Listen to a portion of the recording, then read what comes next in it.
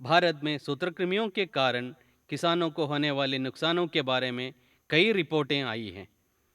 संरक्षित परिस्थितियों के तहत सब्जियों को प्रभावित करने वाले प्रमुख कीड़ हैं जड़ गांठ सूत्रकृमि यानी रूट नोट निमेटोड्स। जड़ गांठ सूत्रकृमि के कारण कई सब्जी फसलों की पैदावार में 25 से 27% तक का नुकसान देखा गया है। पॉली हाउस में सूत्रकृमियों की संख्या बहुत तेजी से बढ़ जाती हैं और ये शुरुआती स्तर से 5 से 6 गुना तक होती हैं, जिससे 18 से 24 महीनों में ही पॉली हाउस इस्तेमाल के लायक नहीं रहते। पॉली हाउस में शिमला मिर्च, टमाटर, भिंडी, गर्किन, खरबूजा और तरबूज जैसी फसलें सूत्रकृमियों से गंभीर रूप से प्रभावित होती हैं।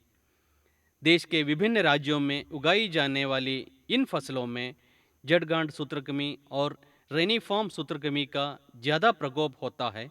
जैविक कीटनाशकों से समृद्ध किए गोबर की खाद को खेत में डालें।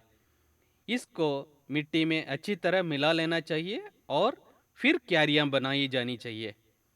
1000 किलो नीम की खली में 10 किलो जैविक कीटनाशक मिलाने से यह 1000 किलो जैविक कीटनाशक के बराबर होगी। इसलिए खेत में जैविक कीटनाशक से समृद्ध 1 टन नीम की खली डालें और 15 दिनों तक नमी बनाए रखें। इन जैविक सामग्रियों के सड़ने के लिए नमी की ज़रूरत होती है।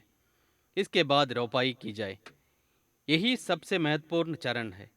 यह चरण सफलतापूर्वक पूरा होने से फसल की शुरुआत में सूत्रकृमियों की रोकथाम करने में मदद मिलेगी। इस तकनीकी किसानों के लिए उपलब्ध हैं और देश भर विशेषकर कर्नाटक के कई किसान इसको अपनाया है।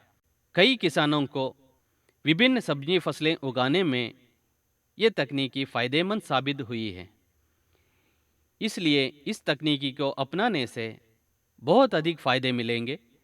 खादों को जैविक कीटनाशकों से समृद्ध करके पॉली हाउस में प्रयोग करने की ये पद्धति देश की बहुत अधिक मदद करती हैं, क्योंकि इससे मिट्टी, जल या वायु प्रदूषित नहीं होती।